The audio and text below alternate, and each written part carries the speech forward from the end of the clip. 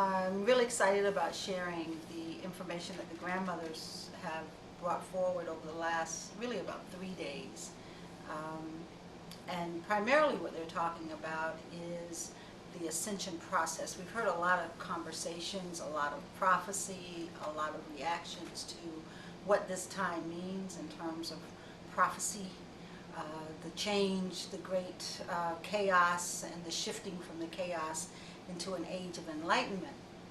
And there's been a lot of speculation as we try to decipher different prophecies in terms of what the time frame is for that. And I think the most consistent time frame or window of time that has been identified according to the Mayan calendar, the Zulu, and some of the other indigenous calendars is somewhere between 2012 and 2015.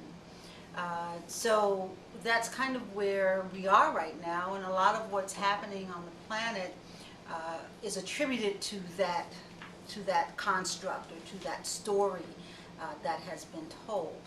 And so I've been waiting for the grandmothers to give a clear indication. I think originally when they channeled the Diary of Now Time Prophecies, they spoke more towards 2013. And then about a year and a half, maybe 2 years ago, they spoke a lot about acceleration of time and how the time frame that we're in, because of all the things that are happening, primarily being the journey of light to the planet, or the planet journeying through particles of light that are very intense, that are created by parallel suns, the central sun, or our star, the star of our solar system aligning with the Sirius star system, then both of those then aligning with the third star. And so those are the stars that are external to the planet, but everything the grandmothers say that is external also reflects the internal. So then you start with those three stars working their way back to the Earth herself, and then the inner star of the Earth, which is primarily a very dense ball of light that's in the inner core of the Earth. And so you have all of these aligning right now as we are moving or soaring through the universe, where other particles of light are also being gathered. And so you've got this great synthesis of light. And the grandmothers talk about the relationship between light and time. We live in a paradigm of time and space. And the grandmothers relate light to time, because without light we don't really have a sense of time. But in this dimension, because of the cycles of light, whether you're looking at the sun or whether you're looking at the moon, it is the cycle of light that allows us to experience things as past, present, or future. So now, you take all of that into consideration. The grandmothers said, as I said, about 2 years ago, I could check the writings to make sure on that time frame, that time was speeding up. And it was speeding up because the light that is now coming in is revealing those things that used to be hidden in the dark. And when that happens, many things are revealed and greater truths are brought forward. Now, truth, you have to understand again, everything the grandmothers speak of, they speak in parallel terms. So the light coming into dark places, physically revealing what used to be hidden in the dark, so that stories that used to align with the relationship of light and dark are now, some of them don't hold anymore, because there's a greater truth that has been revealed as light is revealing more and more of what used to be unknown. Okay, so as you look at the parallel existence of that, then you got to go inside within each human being. There were places within us that remained a mystery because there wasn't enough light to reveal how things work and the relationships between the inner workings of things, both on a physical level, on a higher dimensional level, but also on how time, space, matter, all of them relate and intersect. But now with the increase in light, it is creating an increase in conscious awareness, which means we're able to pull more things from the subconscious into the conscious realm now, means that our intelligence is expanding. So as that intelligence, that's the word that comes forward in a moment, as it is expanding, what is happening then is our relationship to time and space is shifting on every single level, meaning that more light, greater vibration, time speeds up. Okay, time speeds up. And so with the increase in the vibration of time, the grandmothers are saying that what was prophesied for 2013 has now started its cycle in 2007, but in 2011, exactly where we are between April and June, right at the solstice, during that window of time, we basically, the ascension process actually completed its cycle. Now, when I first heard that, I'm like, wait a minute. You know, I've heard people talk about some of this a little bit here and there, but that seems like a giant leap to me, especially when I look around and you know, we see the things that we see, especially on this walk, in terms of the disparities and so forth, you know, that are happening not only on a personal level, but on an environmental level and so forth, and the chaos that is erupting on, it appears in every strata of society. So I had to sit with that, and I had to really go deep in terms of my own ability to comprehend what they were saying. But then I got it because it's just like, I can relate it this way. When the call goes out for a walk, when they send a vision for any one of the 4 walks that we have done, they always start that process with the statement, the walk has already been done in spirit. That what you're being called to do is to complete it in this dimension or in the physical, so that those who are here can relate to it, to the story of the walk as a way of propelling them forward.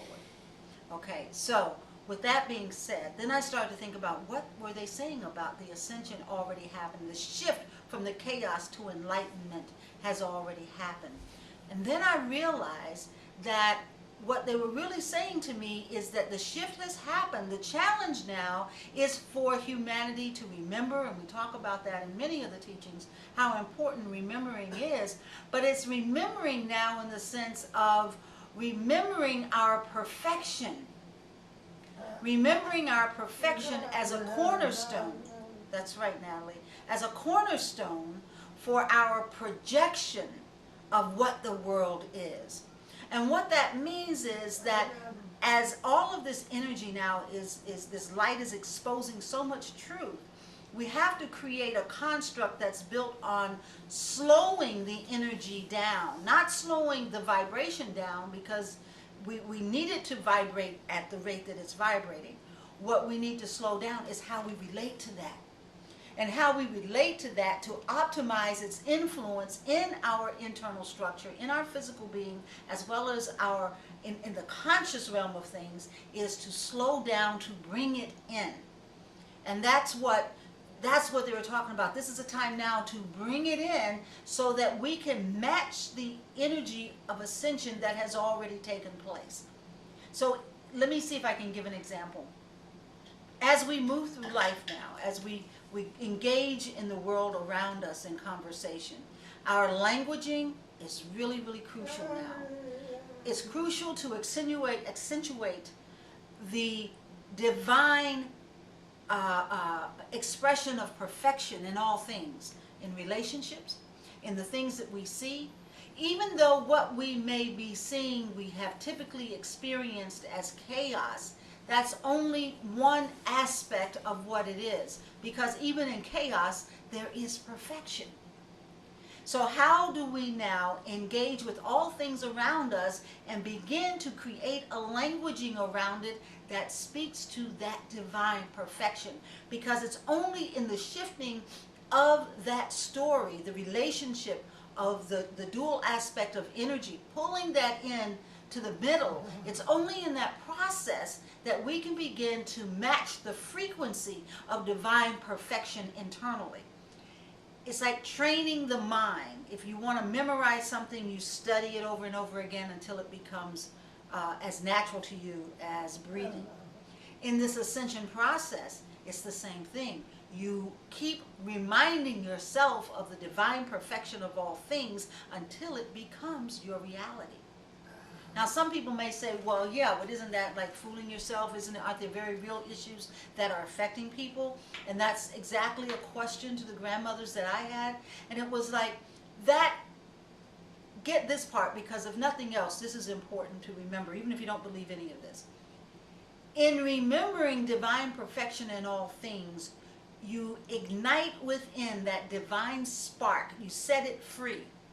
And that divine spark then engages your creative energy at a cellular level. All cells are creating all the time. Everything within our physical structure, within the natural environment in which we live, within the universe, its whole purpose is to create. And what fuels that creation is love, the energy of love, because that's the energy of pairing. It's the energy of intersection. It's the energy of synthesis. And so when we remember divine perfection, we speak divine perfection, we walk in the highest understanding of divine perfection. And I say that because it is ever evolving. Then what we do is we begin to ignite within a vibration similar to what's happening to our planet in the solar system and the galaxy. We ignite that same vibration within, and it can connect with the vibration of perfection because that's what it is.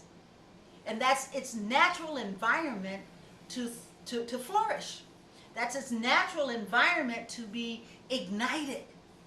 Our conversations up to this point that's focused on the negative or the chaotic or those things that don't make us feel good, the things that we see through our inability to heal, have kept our vibration at such a low level that our cellular memory has been impeded. So now, by practicing the engagement in divine remembrance of divine perfection, acknowledgement of divine perfection, we then increase that vibratory rate within. That divine spark releases within us, and through that creativity that gets ignited then is the creativity that has the solutions for the physical manifestation of the ascension in this dimension.